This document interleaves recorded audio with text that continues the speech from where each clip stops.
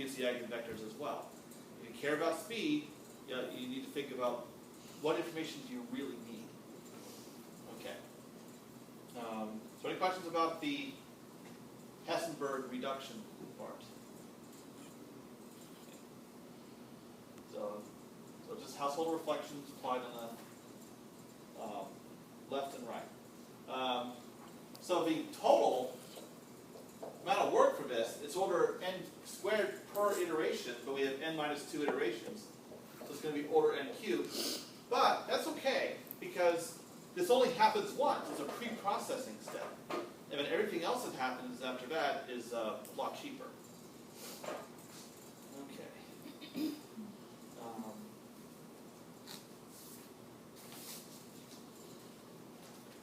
All right.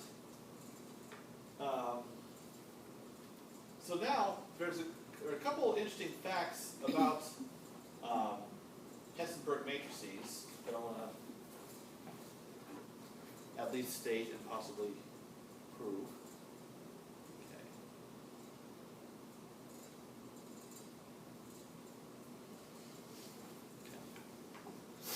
All right.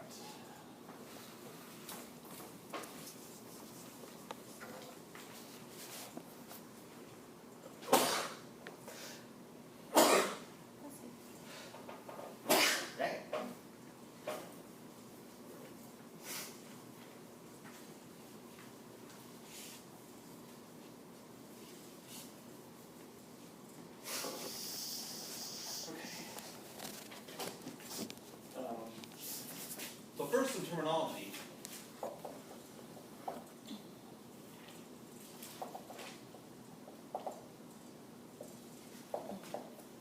The Hessenberg matrix is said to be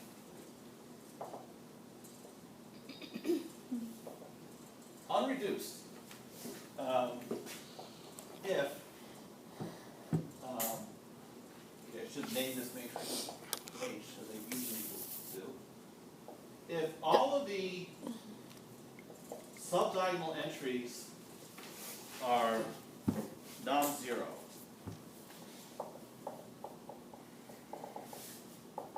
okay. All right. So generally, we start our matrix A, we reduce the Hessenberg form. Usually, it's going to be unreduced. Only by sheer luck would one of these subdiagonal entries already be zero. And as we perform a QR iteration, we start with a Hessenberg matrix, we keep getting a Hessenberg matrix, but it's going to get closer and closer to a triangular matrix. So a Hessenberg matrix that is not unreduced, actually,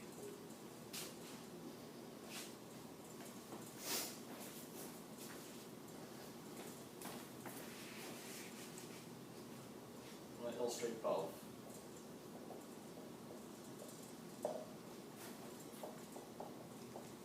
And I suppose instead of not unreduced, I could say reduced, but nobody says that, so I won't either. So an unreduced matrix might be something like this. This is a 5 by 5 case.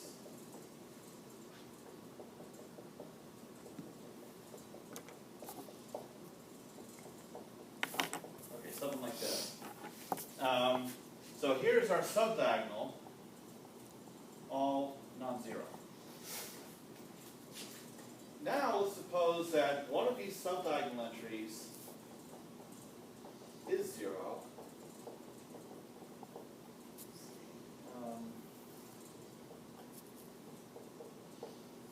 I'll make this one zero in the fourth row. Okay. Now, so here's our subdiagonal again. It has a zero entry on it. So what happens is that zero entry is very important because it causes the eigenvalue problem to decouple.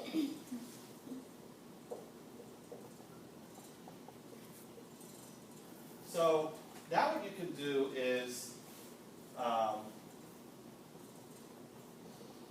in this block structure, I can just focus on the diagonal blocks. one and this one. I can go ahead and find the eigenvalues for this block, find the eigenvalues of this block.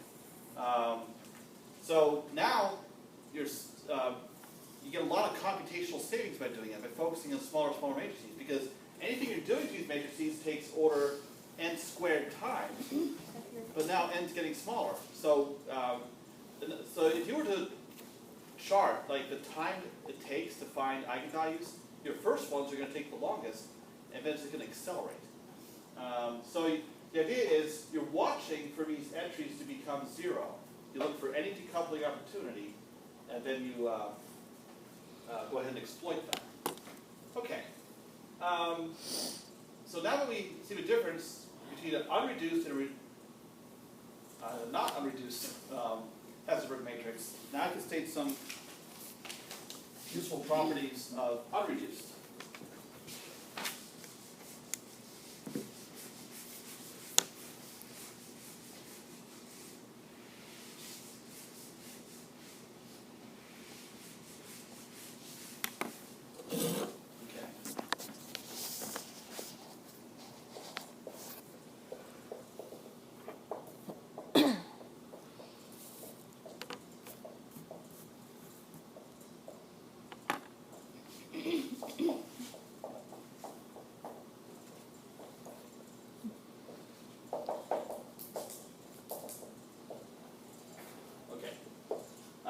First of all, okay, the easier one to work with is if you have an unreduced Hessenberg matrix H, all of its eigenvalues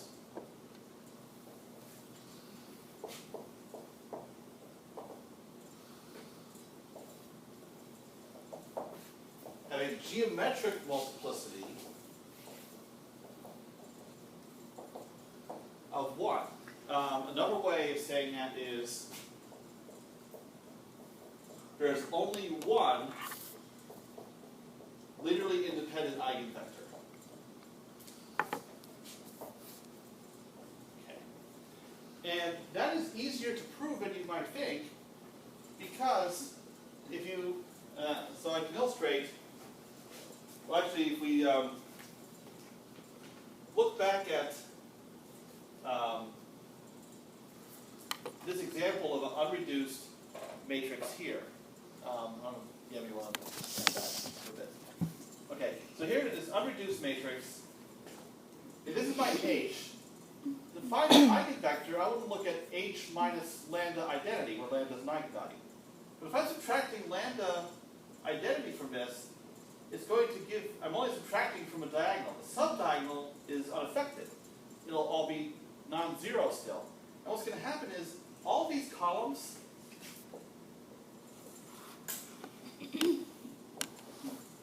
are linearly independent. So the consequence, so just because of the structure, and because all of those subdiagonal entries are non-zero,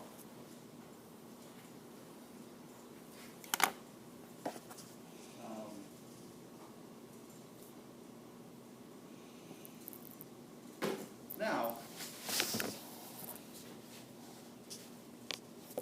okay. I'm good. Just making sure that you're all set. Yeah. So the fact it's unreduced is that as you rank of H minus lambda times identity is at least n minus 1 for any lambda, any complex value lambda. But the thing is, if lambda is an eigenvalue, then the rank is going to be at most n minus 1. So it's going to be equal to n minus 1 if lambda really is an eigenvalue. So if there's only, if a rank is n minus 1, the null space of this matrix has dimension just 1. So that's why I only have one linearly independent eigenvector. So the nullity of H minus lambda times identity is just 1 when you have an eigenvalue. So in other words, if there's a repeated eigenvalue, it's going to be a defective eigenvalue. Okay, so that's one property of interest. But the other property that is going to be